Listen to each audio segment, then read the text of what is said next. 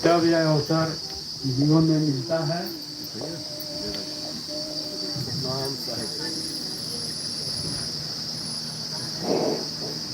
चाहे बंदगी सतना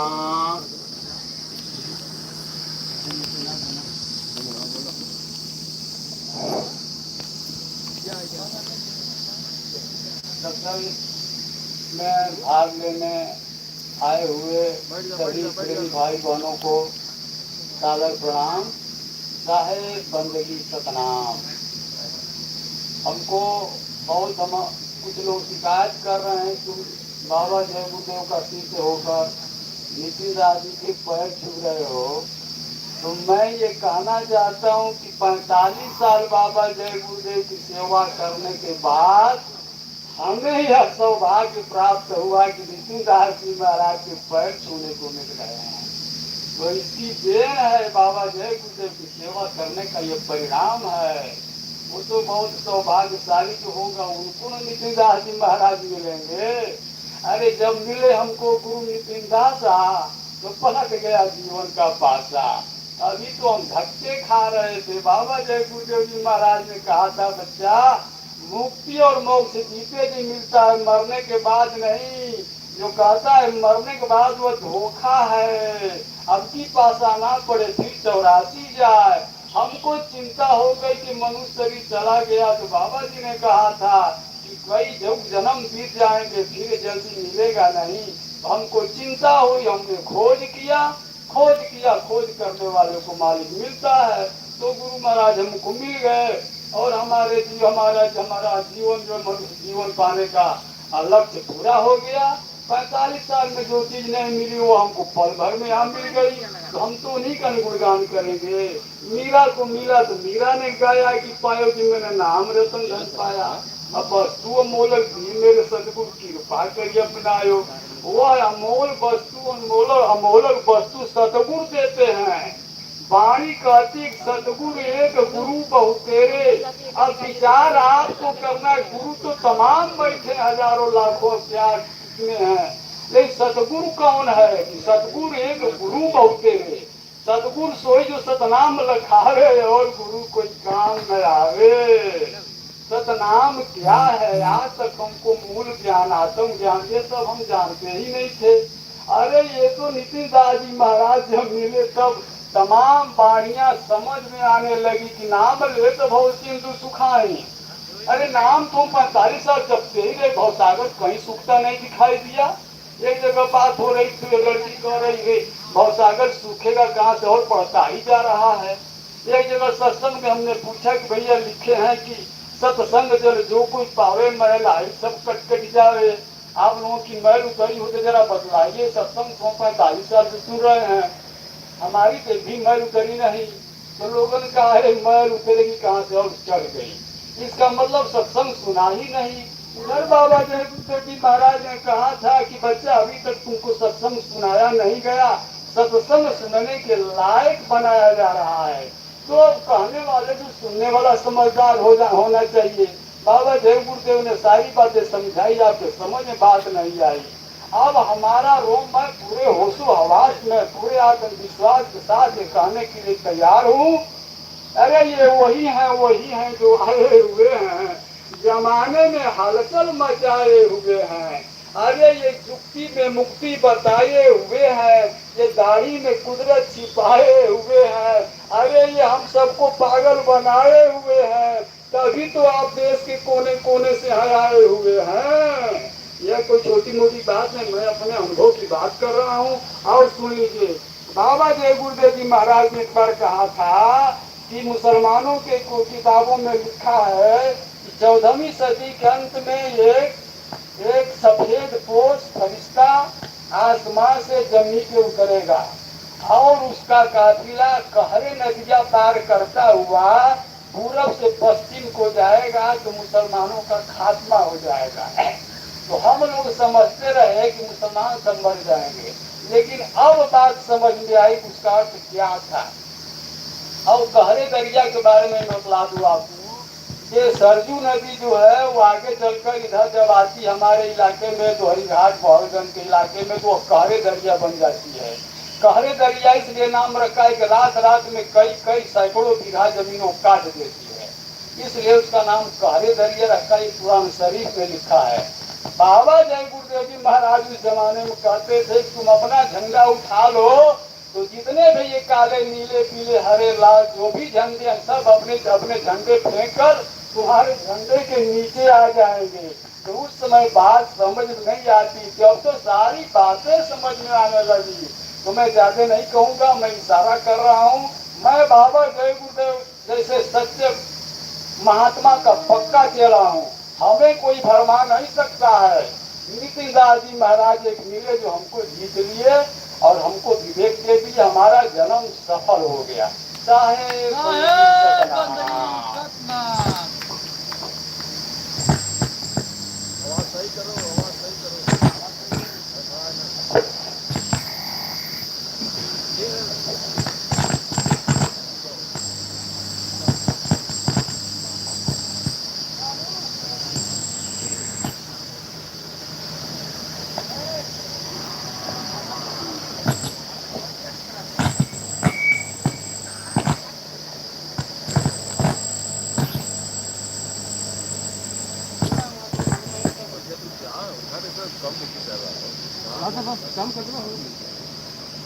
साहिब बंदगी सतनाम।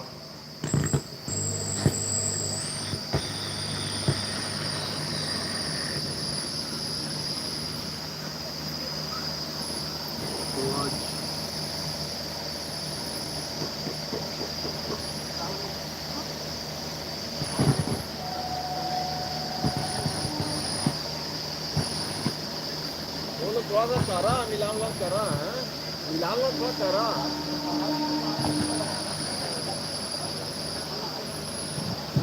हेलो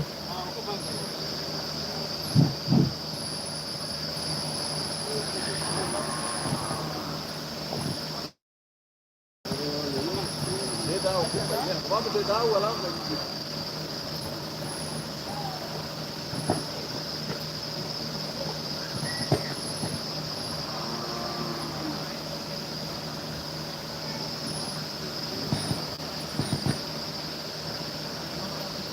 बढ़िया सही करा, तेज करा सही बोल के तो फोन करा था बाजे वाले फोन करा। हाँ करा था, सुना था फिर करा क्या जरूरत पड़ती है। हेलो हेलो साहिब बंदगी सतनाम। आवाज हेलो बढ़ाओ, हेलो साहिब बंदगी सतनाम। आवाज बढ़ाओ। साहिब बंदगी सतनाम। साहिब साहिब बंदगी सतनाम। साहिब बंदगी सतनाम।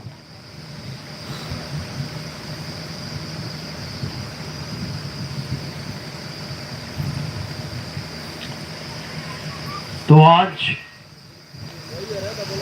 बाबतपुर में परमपिता परमात्मा के इस मूल ज्ञान का प्रचार होने जा रहा है। बहुत बड़े भाग हैं उन जीवों के जो अपने जीवन काल में इस सत्संग को एक बार भी सुन पाते हैं, और उससे भी बड़े भाग होते हैं उन जीवों के जो इस सत्संग को थोड़ा सा भी समझ पाते हैं। क्योंकि सुनना आसान है, आए बैठे घंटा 2 घंटा सुन के चले गए, लेकिन इसको समझना ये बच्चों का खेल नहीं है। इस ज्ञान को समझना ये बहुत टेढ़ी खीर है। ये ज्ञान उसी के समझ में आता है जिस पर परम पिता परमात्मा बंदी छोड़ सतगुरु कबीर साहब की दया होती है। ये वही समझ पाता है, नहीं तो ये कोई नहीं समझ सकता। इस निरंजन के जाल को कोई नहीं समझ सकता। इस काल निरंजन अलख निरंजन के जाल को कोई नहीं समझ सकता जब तक स्वयं कबीर साहब आके हमें समझाना दे। तो आज इसी निरंजन के जाल का खुलासा करेंगे, कैसे इसने पूरे संसार के जीवों को बांध रखा है।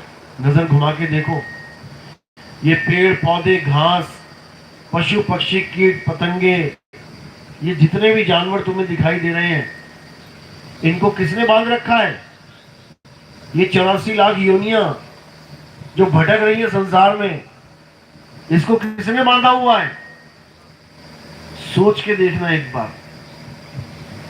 जिस दिन समझ में आ गया उस दिन जीवन की दिशा ही पलट जाएगी। फिर ये माया के संसार में तुम प्रभुत्व स्थापित करने के लिए नहीं भागोगे, फिर तुम इस संसार छोड़ने के लिए भागोगे। जब तक कैदी को पता न लगे मैं जेल में हूं, तब तक वो वहां पर महान बनने की कोशिश करता है, बाकियों को डरा के धमका के अपना गुलाम बनाने की कोशिश करता है। लेकिन जब उसको समझ में आता है कि मैं खुद गुलाम हूं यहाँ पे और मेरी भी एक तारीख निश्चित है कि इस दिन फांसी होने वाली है, तो क्या करेगा? वो भागने की कोशिश करेगा कि मैं कैसे भी इस जेल को छोड़ के भाग जाऊं। बस उसी प्रकार जब तक हमें ये नहीं समझ में आया कि हमारा भी नंबर लगने वाला है, ये काल भगवान हमारा भी खेल खत्म करने वाला है, तब तक हम यहाँ बहुत बड़े बड़े चौधरी बनने की कोशिश करते हैं। मैं गांव का प्रधान बन जाऊं, मैं जिले का मजिस्ट्रेट बन जाऊं, मैं एमएलए बन जाऊं, मैं एमपी बन जाऊं, मैं सीएम बन जाऊं, मैं पीएम बन जाऊं। बहुत कुछ बनने में लगे रहते हैं, लेकिन जब समझ में आता है कि यहाँ कुछ भी बन जा, लेकिन फांसी की सजा कटने वाली नहीं है, यानी मृत्यु पीछा छोड़ने वाली नहीं है। एक दिन हालत खराब होनी है, और ये भी नहीं कि एक बार मर गए काम खत्म हो गया। जिस दिन तुम मर जाते हो उस दिन काम शुरू होता है अगले जन्म का, जन्मों जन्म का। युग पलट जाएंगे, चतुर्युग पलट जाएंगे, कल्पों पलट जाएंगे, लेकिन तुम्हारा जन्म मरण खत्म होने वाला नहीं है। इसलिए इस बार ये एक मौका मिला है मेरे भाई, इस एक मौके को अच्छे से संभाल लो, इस एक मौके को गंवा मत लेना। ये इंसानी जन्म बड़ा अनमोल है, इसको ऐसे मत गवा लेना, इसको सफल करना है। लेकिन कैसे सफल होगा, यही भेद हम नहीं समझ पा रहे हैं। तो आज इसी भेद को समझेंगे कि हमें हमारा इंसानी जन्म सफल करने के लिए आखिर करना क्या है। तो आज का सत्संग शुरू करने से पहले परमात्मा के नाम पे जयकारा लगाएंगे और फिर सत्संग शुरू करेंगे। बोलिए परमपिता परमात्मा की, सदगुरु बंदी छोड़ कबीर साहिब की, सभी संतों की, सभी भक्तों की, सदगुरु मदनपति साहिब की, सदगुरु दुलमपति साहिब की, सदगुरु जवाहरपति साहिब की, सदगुरु राम सेवक साहिब की, सदगुरु रागपति साहिब की, कलीनापुर धाम की, सभी संतों की, गांव नगर बस्ती की, आज के आनंद की, सकल हंस को बंदगी, साहेब बंदगी, सतनाम। तो कबीर साहब कह रहे हैं कि मानुष जन्म अनमोल है, ये मिले ना बारंबार, और तरवर जो पत्ता गिरे और बहुत न लागे डार। तुम्हारे सिर के ऊपर एक पेड़ है, एक पत्ता अगर गिर गया ये दोबारा नहीं लगेगा वहां पे, जितना मर्जी जोर लगा लेना। अब कब लगेगा? अब दोबारा जब पतझड़ खत्म, उसके बाद दोबारा से ये पत्ते उगेंगे, तब दिखेगा तुम्हें वहीं उसी जगह पे एक नया पत्ता। इसी प्रकार जब ये इंसानी जन्म छूट जाएगा, ये पत्ता गिर गया, ये पत्ता कब आएगा वापस? 84 लाख जन्म भुगतने के बाद। यानी एक बार जो आदमी मर जाता है उसका नंबर 84 लाख जन्मों के बाद लगता है। सोचो, जिस इंसानी जन्म को हमने बिल्कुल ऐसा समझ लिया कि जैसे 2 कौड़ी का ही, घर में छोटा सा झगड़ा हुआ, थोड़ी सी कहा सुनी हुई, उठा के जहर खा लिया, फांसी लगा ली, बिल्डिंग से कूद गए, ट्रेन के आगे खड़े हो गए, बसों के आगे छलांग मार दी, पानी में छलांग मार दी, आग लगा ली, जहर खा लिया। इतना सस्ता बना लिया इस जीवन को कि आप सोच भी नहीं सकते। घर में विवाद हुआ मोबाइल के ऊपर कि मैं एक मोबाइल खेलूंगा, मैं गेम खेलूंगा, नहीं माना भाई, दूसरे ने गोली मार दी। बताओ, ऐसे ऐसे केस आपको दिखेंगे कि जहां इंसान जन्म की बेकदरी हो रही है। और ये इंसान जन्म कैसा है? इस देही को सिमरे देव और सो देही कर हर की सेव, कहते हैं इस इंसान जन्म को देवता भी तरसते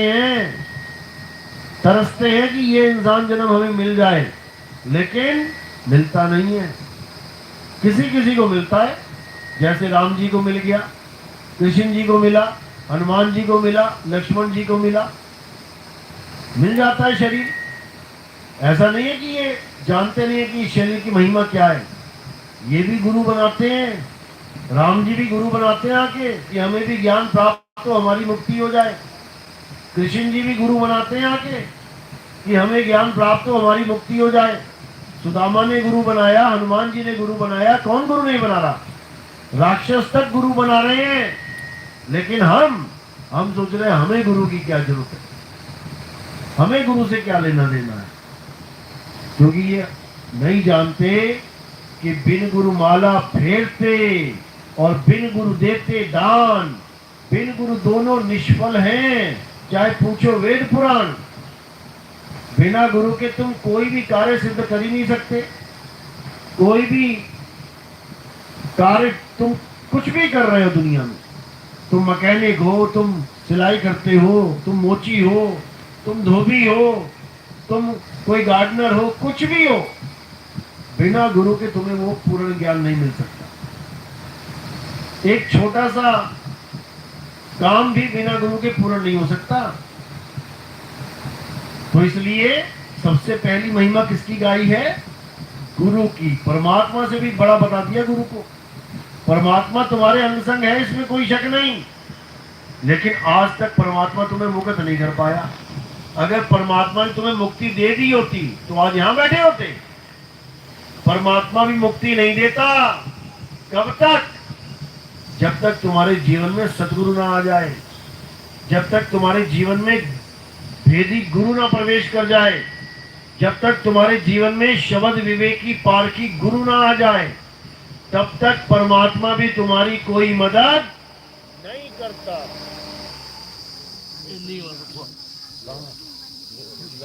मैंने पहले बोला था।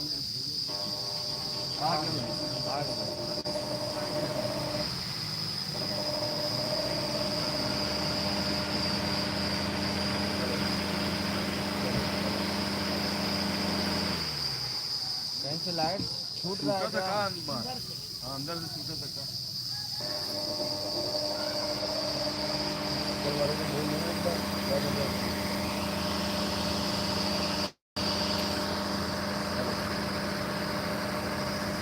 अंदर वाले को बोल देता हूँ, देखना जैसे रहता।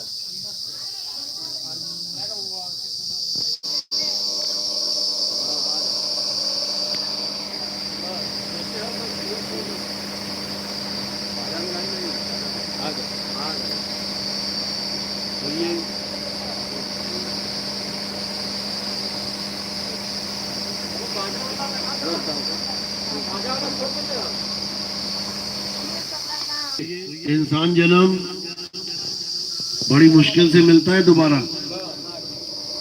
इसको प्राप्त करने के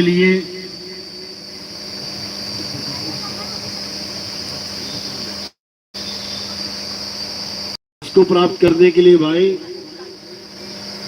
बहुत पाप करने पड़ते हैं।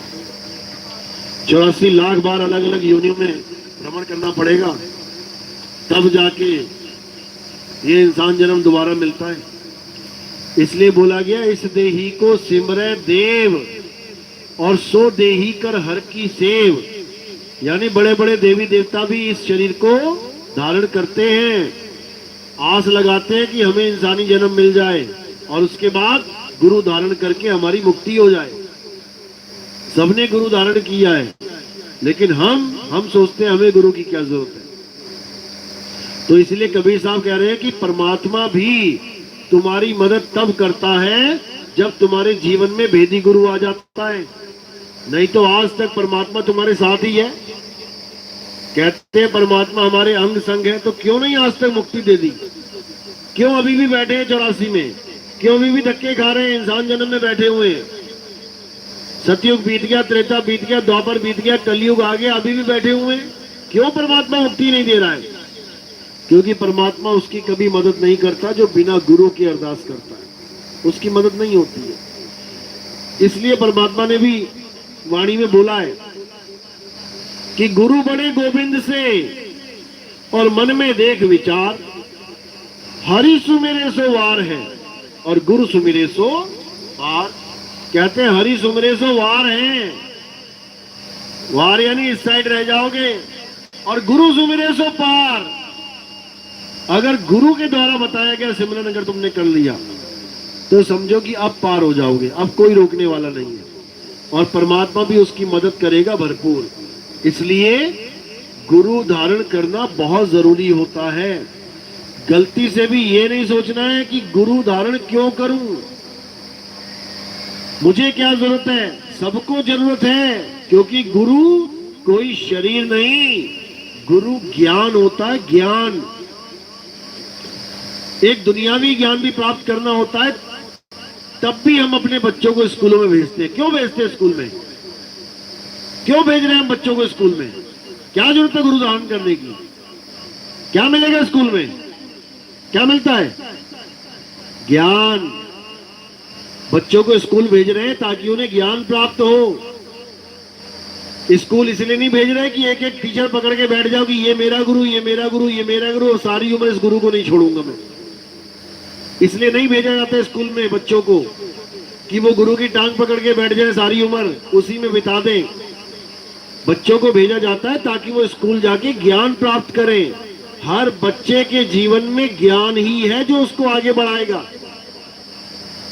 एक अनपढ़ को तुम क्या बोलोगे? बहुत महान बोलोगे उसको, उसकी गिनती नहीं होगी कहीं पर भी। पढ़ा लिखा आ जाए कोई तो उसके आगे पीछे घूमेंगे लोग, ज्ञान की वजह से, समझो। तो इसी प्रकार गुरु कौन है? गुरु है ज्ञान। गु कहिए अंधकार और रू कहिए प्रकाश। जो तुम्हारे जीवन में अंधकार खत्म करके प्रकाश स्थापित कर दे, जो तुम्हारी अज्ञानता को खत्म करके तुम्हारे जीवन में ज्ञान प्राप्त करवा दे, उसको गुरु कहते हैं। शरीर गुरु नहीं होता है, शरीर तो एक माध्यम है। जैसे आप कहीं जा रहे हो तो कार में लेके अपने आप को लेके जा रहे हो तो कार एक माध्यम है, तुम थोड़ी नहीं कार हो। इसी प्रकार ज्ञान प्राप्त होने का एक माध्यम होता है। कैसे? किसी इंसान से ज्ञान मिलेगा, किसी जानवर से ज्ञान मिल सकता है। दत्तात्रेय के गुरु 24 थे, उसमें इंसानों के साथ जानवरों के नाम भी लिखे गए हैं। चींटी से उसने सीखा कि दीवार पे चढ़ना है तो चढ़ना है, भले 10 बार गिर जाए फिर भी चढ़ेगी। मकड़ी से उसने सीखा कि जाला बढ़िया बुनना है और उसी जाले से ऊपर नीचे चढ़ना है, वो ज्ञान हुआ उसको। हाथी से उसने सीखा, कुत्ते से उसने सीखा, बहुत कुछ सीखा। तो ज्ञान ही गुरु है, लेकिन हमें नहीं समझ में आता, इसलिए हम इंसान को पकड़ के बैठ जाते हैं। इंसान तो एक माध्यम है, असल में ज्ञान गुरु है। तो कबीर साहब भी यही समझा रहे हैं, कह रहे जग मर्यादा कारणे गुरु की रामानंद। अरे शब्द हमारा गुरु है सदा हमारे संग। कहते जग मर्यादा कारणे गुरु किया रामानंद। कि ये संसार वाले कहेंगे अरे कबीर तो निगुरा है, ये निगुरा होके ज्ञान दे रहा है। आज के समय में निगुरा होके ज्ञान देने का प्रचलन बहुत ज्यादा है। आज के समय में निगुरा भी ज्ञान बांटता है। कबीर साहब ने देखा लोग मुझे निगुरा कहेंगे, मुझे गुरु धारण करना चाहिए। कबीर साहब को जरूरत पड़ गई गुरु बनाने की, लेकिन इन निगुरों को जरूरत नहीं पड़ रही है गुरु बनाने की। ये निगुरे ज्ञानी बने बैठे हुए हैं। तो साहिब ने दोहा बोला इनके लिए, निगुरा परसे और गुरुमुख पावे और ढोल बजा के और नरक को जावे। निगुरा परसे यानी निगुरा ज्ञान परस रहा है। जैसे थाली में रोटी परोसते ना, आज देखोगे आप YouTube चैनलों पे, टीवी चैनलों पे, खुद का भले गुरु कोई ना हो, लेकिन तुम्हें क्या कहेंगे, आओ हमें गुरु धारण कर लो। तुम किसी को गुरु बना के बैठे हो, गुरुमुख हो, और निगुरा परसेगा और गुरुमुख वहां पे आके खाएगा, तो ढोल बजा के नरक को जाएगा। तो सबसे पहले हमने क्या पहचान करनी होती है? कोई भी गुरु है संसार का, आपको ज्ञान दे रहा है, अच्छी बात है, ज्ञान लेना चाहिए, लेकिन गुरु धारण नहीं करना चाहिए बिना जाने परखे। गुरु करो छान के और पानी पियो जान के। कहीं कोई ज्ञान दे रहा, ठीक है ले लिया, लेकिन गुरु मत धारण कर लेना। गुरुजी मत बोलने लग जाना उसको। गुरु किसको बोलना है? सबसे पहला लक्षण ये है कि गुरु निगुरा नहीं होता। जो खुद गुरु है वो निगुरा कैसे हो सकता है? जो तुम्हें खुद कह रहा है कि गुरु धारण करो, वो बिना गुरु के कैसे हो सकता है? सबसे पहला मीटर कहां लगाना है? गुरुवाई पे लगाना है, चेलाई पे लगाना है कि ये गुरु वाला है भी कि नहीं। कि पता लगा 50 लोगों के सत्संग सुन सुन के खुद ही गुरु बन बैठा। ऐसे लोगों को गुरु धारण नहीं करना चाहिए। ये नरकगामी खुद भी होते हैं और ये अपनी संगत को भी नरक में लेके चले जाते हैं। तो साहिब यही समझा रहे हैं कि निगुरे को तो दर्शन भी नहीं करने चाहिए। अगर कोई कहे ना आओ हमसे ज्ञान चर्चा कर लो, तो तुम ये सवाल पूछो तुम्हारा गुरु कौन है। अगर वो कहे नहीं मेरा कोई गुरु नहीं है, मेरा तो ज्ञानी गुरु है, समझ जाना कि ये नकली माल लेके आया, ये कहीं ना कहीं से सुन के चोरी का माल लेके आया। ये बिल्कुल उसके साथ ज्ञान चर्चा नहीं करनी है। कबीर साहब कह रहे कबीर निगुरा ना मिले और पापी मिले 1000, एक निगुरे के सिर पे लख पापों का भार। कह रहे निगुरा मत मिल जाना तुम। ज्ञान करना है, अच्छी बात है, किसी गुरुमुख से ज्ञान गोष्ठी करो, उसके गुरु ने क्या समझाया, तुम्हारे गुरु ने क्या समझाया, बात समझ में आती है। और जिसका कोई गुरु ही नहीं है, लोगों की सुन सुन के आ गया तुम्हारे पास, ना कोई अनुभव ज्ञान, ना कोई लेना ना कोई देना, और तुमसे ज्ञान कतरा है, उसको हाथ जोड़ के आगे निकल जाओ। तो इसीलिए साहिब ने बोला कि सबसे पहले गुरु चेक करो। नंबर 2 पे वो ग्रस्त नहीं होना चाहिए, वो बीवी बच्चों वाला नहीं होना चाहिए। कह रहे गिरही होके कथे ज्ञान, अमली होके धरे ध्यान। वो गांजा अफीम चरस वाला भी नहीं होना चाहिए। साधु होके कूटे भग और कहे कबीर ये तीनों ठग। तो समझाने में कोई कसर नहीं छोड़ी उन्होंने। लेकिन ये जीव बेचारा अज्ञानी पतंगे की तरह आकर्षित हो जाता है। कहीं पे भी आग लगी हो, दिया जल रहा है, मोमबत्ती जल रही है, उसी में छलांग मार देता है जाके।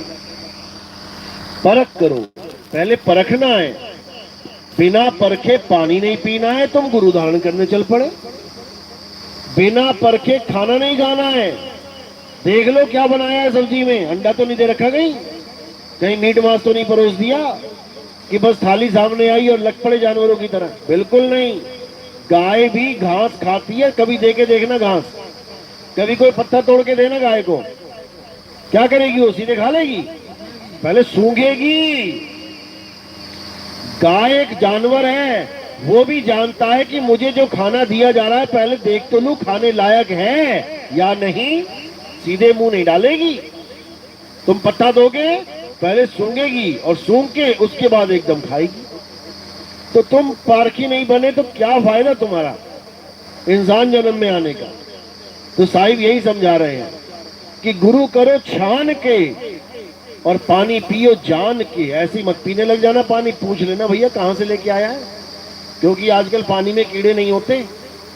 आजकल टंकी का पानी, लैट्रिन बाथरूम का पानी, एसी से निकलने वाला पानी, बाकी सड़क के किनारे जितने भी नल लगे हैं उसमें पानी, आरओ का पानी, मिनरल वाटर, डिस्टिल वाटर, ये सब एक से दिखाई देते हैं। पहचान नहीं पाओगे कौन सा पानी कहाँ का है। इसलिए जान के पीना है। तो कबीर साहब यही समझा रहे हैं, गुरु तो धारण करना ही करना है, लेकिन परख के करना है। ऐसे नहीं कि किसी को भी धारण कर लिया उठा के मुंह। तो कबीर साहब ने कोई कमी नहीं छोड़ी समझाने में, लेकिन ये जीव ये समझ नहीं पाया। ये उस मालिक को नहीं समझ पाया, मालिक के नाम को नहीं समझ पाया। ये परमात्मा को तो शरीर मान बैठा है और उसके नाम को 52 अक्षर मान बैठा है। बस यहीं पर दिक्कत है।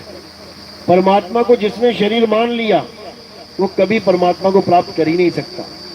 परमात्मा के नाम को जिसने 52 अक्षर का मान लिया वो कभी मुक्ति प्राप्त कर ही नहीं सकता। क्यों?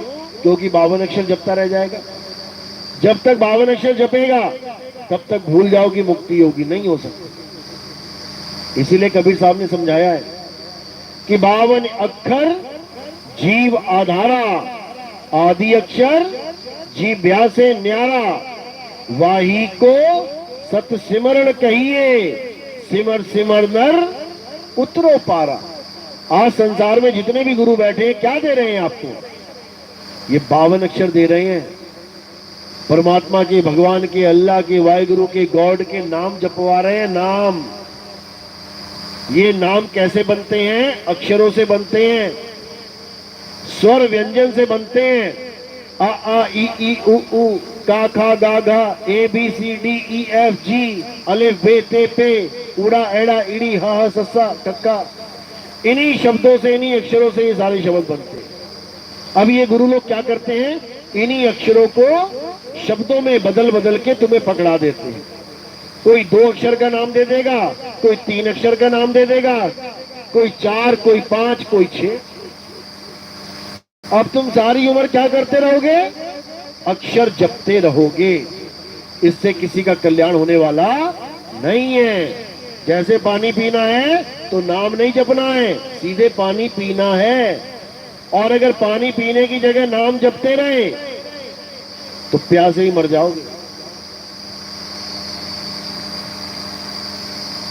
तो इसलिए कबीर साहब पानी तत्वों की बात करते हैं कि परमात्मा क्या है?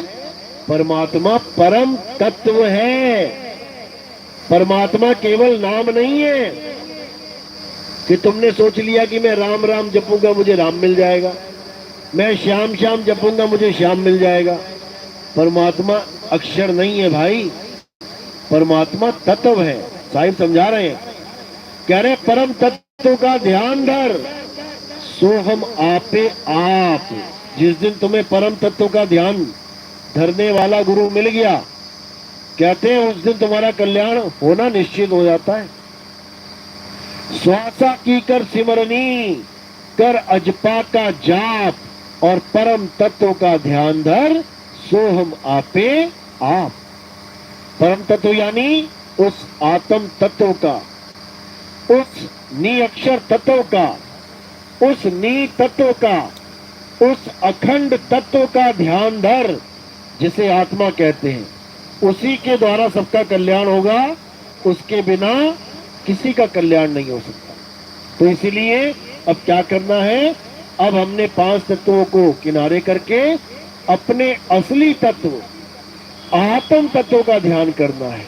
साहिब समझा रहे हैं, जब लग ना चीनोगे आत्म, तब लग ना मिली है परमात्म।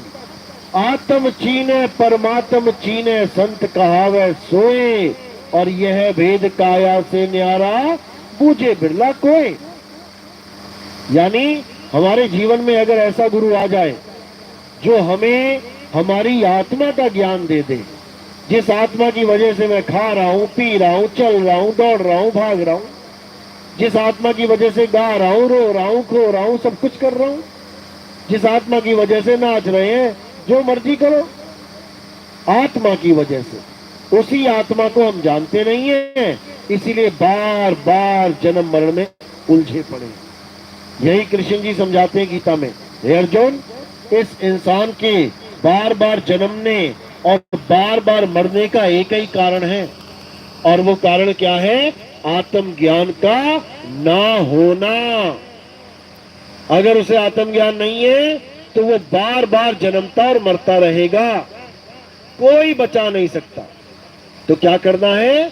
अध्याय 3 17वां श्लोक, हे अर्जुन, जो अपनी आत्मा में रमण करते हैं, जो अपनी आत्मा में तृप्त हैं, जो अपनी आत्मा में संतुष्ट हैं, उनके लिए कोई धार्मिक कर्म कर्तव्य लागू ही नहीं होता। उनको किसी मंदिर में जाने की जरूरत नहीं, उन्हें किसी मस्जिद में जाने की जरूरत नहीं, उन्हें किसी गुरुद्वारे, किसी चर्च में जाने की जरूरत नहीं। हाँ ठीक है, जितना गया अच्छी बात है, लेकिन अब आगे का ज्ञान मिलना है तो अब उस चीजों को छोड़ देना है। जैसे 5वीं तक गया अच्छी बात है, 10वीं तक गया अच्छी बात है, लेकिन कॉलेज जाना है तो सारे स्कूल छोड़ने पड़ेंगे, आगे बढ़ जाओगे। तो मंदिर, मस्जिद, गुरुद्वारा, चर्च, ये एक ऐसा ज्ञान है जो हमें शुरुआती दौर में भगवान से जोड़ता है। लेकिन आत्म ज्ञान ऐसा ज्ञान है जो हमें अपनी आत्मा से जोड़ता है, और अपनी आत्मा से जुड़े बिना हमारा कल्याण नहीं हो सकता, हमें परमात्मा नहीं मिल सकता। मंदिरों में जिस भगवान से हमें जोड़ा जाता है वो पत्थरों के बने होते हैं, मिट्टी के बने होते हैं, पीतल के, कांसे के, सोने के, चांदी के बने होते हैं, आत्मा के बने नहीं होते। समझो, ये तत्व कौन से तत्व हैं? नाशवान जड़ तत्व हैं। मंदिर की मूर्ति टूट जाती है, खंडित हो जाती है, सोने की मूर्ति टूट जाती है, चांदी की मूर्ति टूट जाती है, घिस जाती है, लेकिन आत्म तत्व ना तो कभी टूटे, ना कभी जले, ना कभी घिसे, ना कभी गले। उस आत्म तत्व को जानना है, उससे कल्याण होगा, नहीं तो कल्याण नहीं होगा। तो कबीर साहब समझा रहे हैं, जब लगना चीनोगे आत्म तब लगना मिली है परमात्मा। जब तक तुम्हारे जीवन में आत्मा का ज्ञान देने वाला गुरु नहीं आ गया, तब तक तुम्हें परमात्मा का ज्ञान नहीं प्राप्त हो सकता। क्योंकि जब तक तुम आत्मा में रमण नहीं किए, तब तक तुम्हें परम गति परमात्मा मिल नहीं सकता। तो साहिब यही समझा रहे हैं, ज्यों तिल माही तेल है और ज्यों चकमक में आग, तेरा साईं तुझ में है, जाग सके तो जाग। अगर जागना चाहता है तो जाग जा, इससे पहले कि मृत्यु आ जाए। जाग जा, एक बार मृत्यु आ गई दोबारा ये शरीर नहीं मिलेगा। जन्मों जन्म कुत्ता, बिल्ली, हाथी, घोड़ा, बकरा, सांप, बिच्छू, छिपकली, कीट, पतंगे, मकोड़े, पता नहीं क्या क्या बनना पड़ेगा, हालत खराब हो जाएगी। इसलिए ये एक जन्म सफल कर लो, सारे जन्मों की छुट्टी। और करना भी क्या है? कुछ नहीं करना, बस अपनी आत्मा को जानना है जो 24 घंटे तुम्हारे पास है। ऐसा भी नहीं कि जंगल में खोजने जाना पड़ेगा। कहाँ है तुम्हारी आत्मा? कहाँ रहती है? जंगल में या मंगल में? मंगल ग्रह पे रहेगी क्या? तुम्हारे पास है, जो 24 घंटे तुम्हारे पास है, बस उसी को ढूंढना है। तो साहिब कह रहे, मोको कहाँ ढूंढे रे बंदे, मैं तो तेरे पास में, और ना मैं जप में, ना मैं तप में, ना एकांत निवास में। हूं तो पास में, लेकिन जप से नहीं मिलूंगा कि राम राम राम राम, श्याम श्याम श्याम, अल्लाह अल्लाह, वाहिगुरु वाहिगुरु, गॉड गॉड जपने लग जाओ। कहते ऐसे नहीं मिलूंगा।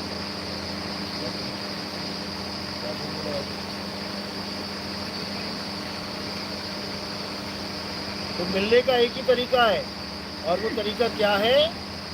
आत्म ज्ञान। जब हमें ऐसा गुरु मिल जाएगा जो हमें आत्म तत्व का भेद समझा देगा, तब हमें क्या पता लगेगा कि आखिर आत्म तत्व होता क्या है, उसको प्राप्त करने की विधि क्या है। और धीरे धीरे धीरे धीरे धीरे अपने आत्म तत्व को जानने के लिए आप जागरूक होते चले जाओगे। आप भक्ति स्टार्ट करोगे, अपने सूरत को जो सारे संसार में फंसी हुई है उसको स्थिर करना शुरू करोगे। कहाँ पे? शब्द गुरु में, अपने सार शब्द में, अपने आत्म तत्व में। जब तुम इसको शुरू करोगे, धीरे धीरे धीरे धीरे अपने आप तुम्हें ये बोध होने लग जाएगा कि तुम ही आत्मा हो। और जब तुम्हें ये समझ में आ गया कि तुम ही आत्मा हो, उसके बाद तुम्हारा जन्म मरण खत्म हो जाएगा। उसके बाद तुम्हें कोई मार नहीं सकता, क्योंकि तुम शरीर रह ही नहीं जाओगे। तुम क्या हो जाओगे? आत्मा हो जाओगे। अब आत्मा हो गए तो तुम्हारी उम्र कितनी हो गई? कितनी उम्र बढ़ गई तुम्हारी? 2 साल, 5 साल, 10 साल, 100 साल, हमेशा हमेशा के लिए बढ़ गई। वो कभी खत्म ही नहीं हो सकती। यानी तुम अमर हो गए। आत्म तत्व को जानने के बाद ये इंसान अमर हो जाता है। कैसे हो जाता है? मरेगा नहीं क्या कभी? शरीर मरेगा, तुम नहीं मरोगे, क्योंकि तुमने शरीर को धारण किया हुआ है। तुम कपड़े रूपी शरीर को उतार के फेंक दोगे, तुम नहीं मरोगे, तुम सदा सदा के लिए अपने स्वरूप में समा जाओगे, क्योंकि सच्चा गुरु तुम्हें तुम्हारा स्वरूप बताता है कि आखिर तुम्हारा स्वरूप है क्या। तुम ये आदमी, औरत, बच्चा, बूढ़ा, जवान नहीं हो। तुम ये काले पीले गोरे ये नहीं हो। तुम ये बूढ़े जवान नहीं हो। तुम क्या हो? तुम एक आत्मा हो। और जब तुम अपनी आत्मा को जान लोगे तो साहिब कहते हैं कि जब तक आत्मा को नहीं जाना तुम मरोगे, बार बार मरोगे। और जब आत्मा को जान लिया तब क्या बोले? अरे हम ना मरिब मरिब संसारा, हमको मिला जियावन हारा। कहते हैं हम ना मरिब मरिब संसारा, अब मैंने उसको जान लिया है जो हमारे शरीरों को जियावन हारा यानी जीवन दे रहा था। हमारे शरीरों को जीवन कौन दे रहा है? शरीर क्यों जीवित है? किसके कारण? आत्मा के कारण। आत्मा के कारण शरीर जीवित है, और अब हमें जीवन हारा ही मिल गया। हम ना मरिब मरिब संसारा, हमको मिला जियावन हारा। हमें वो आत्मा का ज्ञान प्राप्त हो गया। अब हमें कहीं जाने की जरूरत नहीं है। हेलो, अब कुछ नहीं करना। अब कोई स्वर्ग नहीं, कोई नरक नहीं, कोई सतलोक नहीं, कोई अलग लोक नहीं, कोई अगम लोक नहीं, कोई पितर लोक नहीं, कोई गोलोक नहीं, कोई शिवलोक नहीं, कोई ब्रह्म लोक नहीं। अब कहीं नहीं जाना है। अरे ना कहीं आना ना कहीं जाना, आपे में आप समाना, रूप में रूप समाना। अब तुम अपने स्वरूप को प्राप्त करोगे और तुम्हारा आना जाना खत्म हो जाएगा। अपनी आत्मा में स्थित हो जाओगे। अब तुम्हें स्वर्ग और नरक का डर खत्म हो जाएगा। ऐसा ज्ञान है ये मूल ज्ञान। तो कहते हैं अज्ञानी को स्वर्ग नरक है, हरि जाने को नहीं, और जिस भाव से सब लोग डरते हैं सो भय हमरे नहीं। अब मुझे कोई स्वर्ग नरक के चक्कर में नहीं डाल सकता। अब मुझे पता है कि मैंने कहाँ जाना है। अभी तक तो भ्रमित थे। पंडित जी ने कहा ये करोगे स्वर्ग चले जाओगे, ये करोगे नरक चले जाओगे। इसी में उलझे पड़े थे। अच्छे अच्छे काम कर रहे हैं, पुण्य के काम कर रहे हैं, फिर भी अंत समय में रोते हुए जा रहे हैं। यही समझ में नहीं आ रहा कि स्वर्ग की तरफ जा रहे हैं कि नरक की तरफ। सारी उम्र पुण्य करने के बाद भी कोई हंस के नहीं मर रहा है, वो भी रोता हुआ जा रहा है बेचारा। तो भगवान के पास जा रहे हैं कि शैतान के पास जा रहे हैं? यही समझ में नहीं आता था। अब समझ में आया है कि ना कहीं आना और ना कहीं जाना, आपे में आप समाना। एक कछुए की तरह। कछुआ क्या करता है? जैसे पानी से निकल के टहलने निकल गया गांव की तरफ, दूर से देखे कुत्ता भागा आया कछुए की तरफ अटैक करने के लिए। अब वो कछुआ क्या करेगा? कुत्ते से तेज भागेगा या पक्षी की तरह उड़ेगा? क्या करेगा? अब वो ना कहीं आएगा और ना कहीं जाएगा। वो अपने आप में समाएगा। अपनी पूंछ, अपने हाथ पैर, अपनी गर्दन अपने अंदर ही संभालेगा। और जब अपने अंदर संभाली, अब उसको कोई छू के दिखाए, अब उसको कोई अटैक नहीं कर सकता। तो इसी प्रकार इसको सेट करो, फिर पंखा चालू करते हैं। इसी प्रकार क्या बोल रहे हैं कि ना कहीं आना और ना कहीं जाना, आपे में आप समाना। अब ऐसी अवस्था बनेगी। चलो, समझ में आ रही है मेरी बात?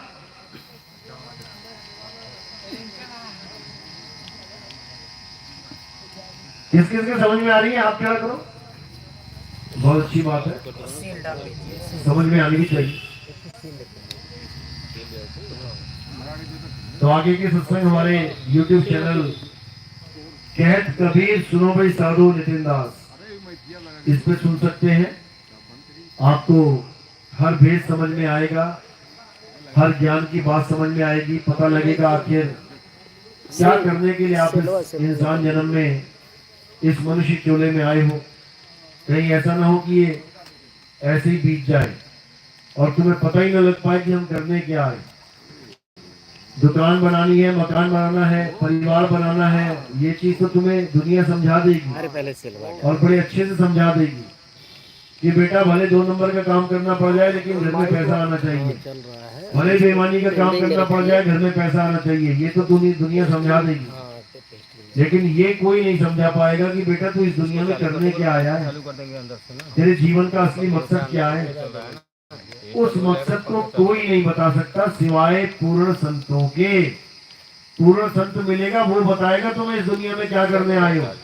अधूरा संत मिल गया तो नाम जपवा देगा कि इस दुनिया में क्यों आए हो, नाम जपने के लिए। और जपो राधा राधा राधा, जपो राम राम राम राम, जपो ओम नमः शिवाय, जपो अल्लाह अल्लाह अल्लाह, जपो वाहिगुरु वाहिगुरु वाहिगुरु।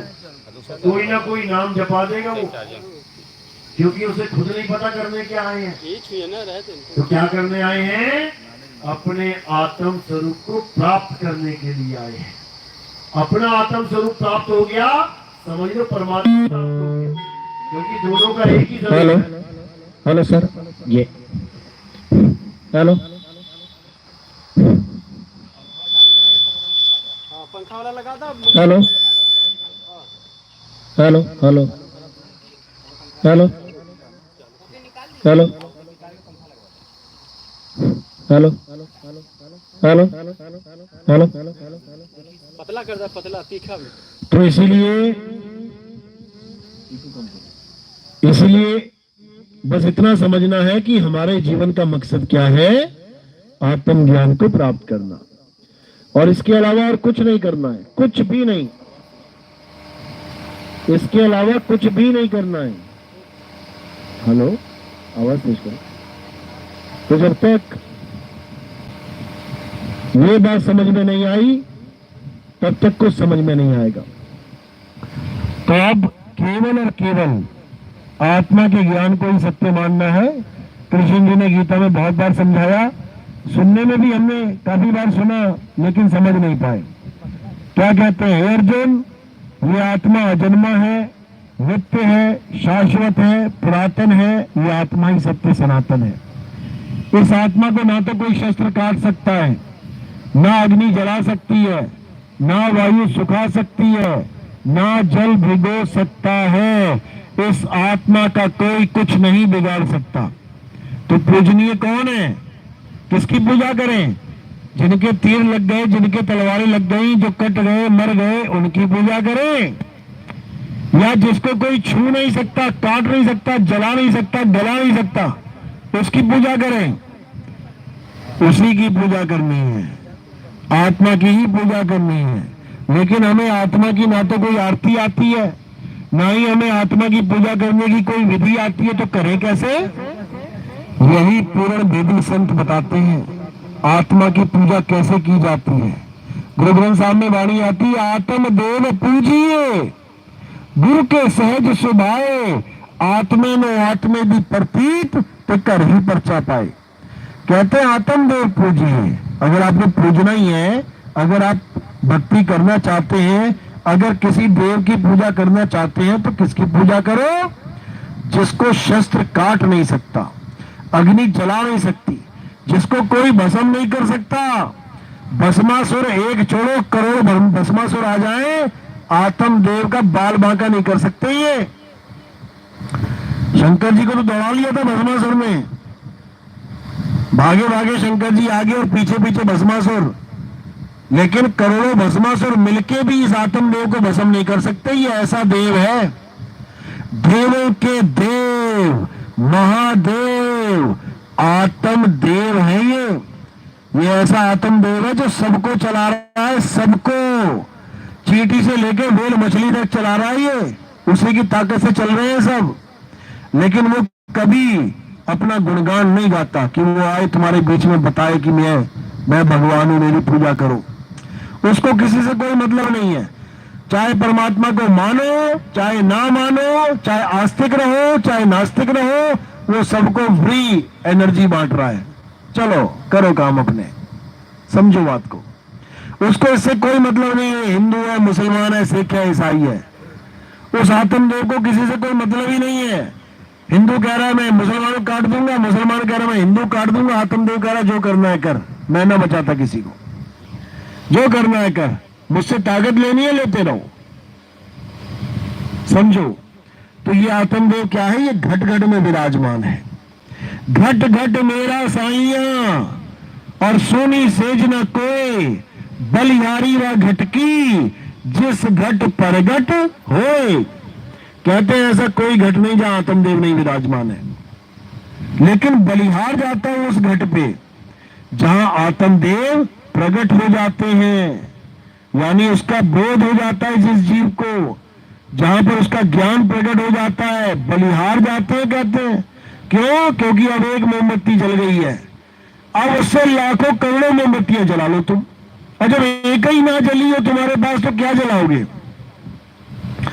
तो आत्मदेव सबसे पहले एक जीव पर कल्याण करते हैं, उसका वो प्रकट होते हैं, जीव को बोध करवाते हैं, आत्म ज्ञान का बोध होता है, तब वही जीव सतगुरु पद को प्राप्त करके सारी दुनिया में ज्ञान बांटता है। फिर वो जैसे बाबा नानक को चुना गया, जैसे रविदास जी को चुना गया, जैसे पलटू जी को, भीखा जी को, नाभा जी को, गरीबदास जी महाराज को, दादू दयाल जी को, ज्ञानेश्वर जी महाराज को, संत तुकाराम को, संत नामदेव जी को, बहुत सारे संतों को चुना गया।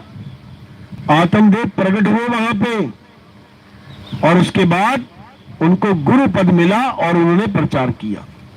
तो यही गुरु पद आत्मदेव स्वयं देते हैं, ये कोई आदमी नहीं दे सकता किसी को। चेला तो आदमी बना सकता है, गुरु ने चेला बना लिया, लेकिन गुरु पद नहीं दे सकता। गुरु पद का मतलब होता है आत्म अनुभव। कोई गुरु किसी चेले को आत्म अनुभव नहीं दे सकता। आत्म अनुभव देने वाला कौन है? वो स्वयं आत्मदेव है, वो स्वयं प्रकट होते हैं, और जहां प्रकट हो जाते हैं फिर वहां पर अंधकार रहता नहीं है, फिर तो पूरी दुनिया को रोशन करते हैं। तो इसलिए कबीर साहब ने भी बहुत जगह इशारे किए कि सेवा को दो ही भले, एक संत एक राम, राम है दाता मुक्ति का, संत जपावे नाम। संत तो केवल नाम जपवा सकता है तुमसे कि ऐसे कर लो, ऐसे कर लो, ऐसे कर लो, लेकिन जो प्रकट होने वाली चीज है वो उसकी दया से होती है, परमपिता परमात्मा की मौज से होती है। समझ लो इसको। तो यही कबीर साहब बार बार समझा रहे हैं कि गुरु तो करो, लेकिन परख के करो कि आखिर वो जोड़ किससे रहा है। कहीं वो ऐसा गुरु तो नहीं है कि 2 नाम 4 नाम 5 नाम 10 नाम 20 नाम पकड़ा के कह दे यही जपते रहो सारी उम्र। ये 52 अक्षरी नाम है भाई, इनको छोड़ दो। सदगुरु वो होता है जो इन सारे नामों को जपवाने वाले गुरु से, उससे भी दूर करता है, छुड़वा देता है उसके नाम, और सत्य स्वरूप का लखाव करवाता है, सतगुरु के करीब करता है। नकली गुरु से छुड़वा देता है और असली गुरु शब्द गुरु से करीब कर देता है, मिलवा देता है। सोई गुरु पूरा कहावे जो 2 अक्षर का भेद बतावे, एक छुड़ावे एक लखावे, तब प्राणी निज घर को जावे। यानी आज तक जो तुम नाम जप रहे हो, हिंदी के, पंजाबी के, उर्दू के, फारसी के, भगवानों के, देवताओं के, किसी के भी, जब सच्चे गुरु की शरण में चले जाओगे वो क्या करेगा? सारे नाम छुड़वा देगा। छोड़ इसको, सारे नाम छुड़वा देगा A to Z। तो क्या करेगा आगे?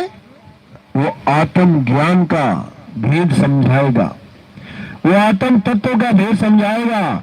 उसके बाद तुम्हें 24 घंटे उस आत्म तत्व में रमण करना है, बस, और कुछ नहीं करना। 8 पहर अपनी सूरत को आत्मा में स्थिर करना है और कुछ नहीं करना। कोई मंत्र नहीं, कोई जंत्र नहीं, कोई तंत्र नहीं, कोई वेद नहीं, कोई पुराण नहीं, कोई गीता नहीं, कोई पाठ नहीं, कोई हवन नहीं, कोई यज्ञ नहीं, कुछ करने की जरूरत नहीं है। कोई नदियों में स्नान नहीं, कोई पर्वतों की परिक्रमा नहीं, कुछ नहीं। 24 घंटे एक ही काम होगा, सूरत को स्थिर करना। सूरत बसी संसार में, तासे पड़ गई दूर, और सूरत बांधे स्थिर करो, 8 पहर हुजूर, ये आठों पैर की भक्ति है।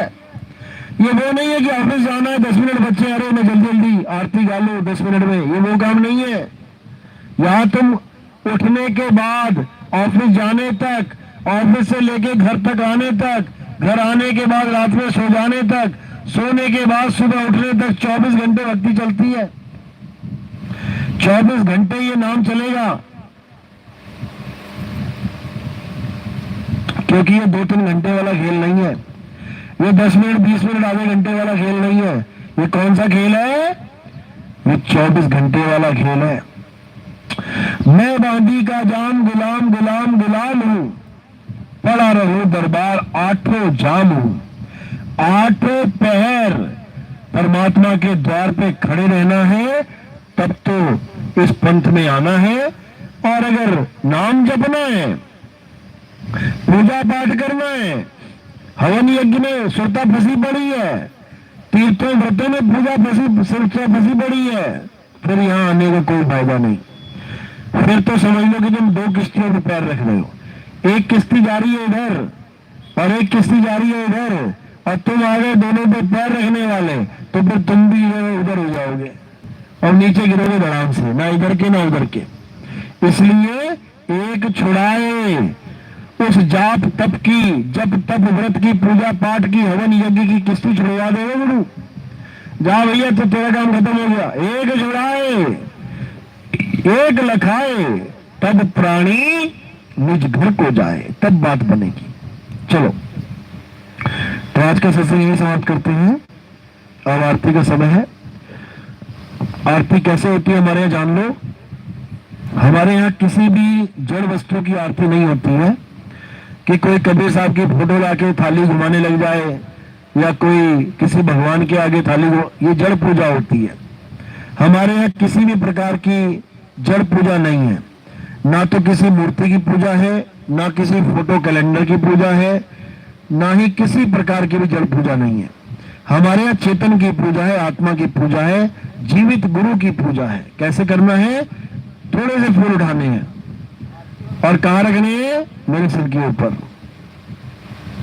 मेरे सिर के ऊपर रखने का मतलब क्या है कि पैरों से लेके सिर की चोटी तक क्या दिखाई दे रहा है बीच में? नाशवान शरीर। तो ये नाशवान शरीर की पूजा नहीं है, क्योंकि फूल कहाँ रख दिया हमने? नाशवान शरीर से परे। तो वो कहाँ समर्पित हो जाते हैं? वो आत्मदेव को समर्पित हो जाते हैं, वो आत्मदेव के चरणों में समर्पित हो जाते हैं। तो ऐसे ही आपने फूल रखने हैं, एक एक करके आएंगे। और प्रचार प्रसार में कोई योगदान करना चाहेगा, कोई सेवा करना चाहेगा, तो उसका स्थान पैरों के नीचे है। माया का स्थान संतों के चरणों के नीचे है, फूलों का स्थान संतों के सिर के ऊपर है। तो सबने ये नियम फॉलो करना है। और अब आरती शुरू होगी, सबने खड़े हो जाना है और एक एक करके आगे बढ़ते जाना है और आरती करके पीछे की तरफ निकल जाना है। बोलिए परमपिता परमात्मा की सदा ही जय हो। साहिब बंदगी सतनाम, जय सतनाम।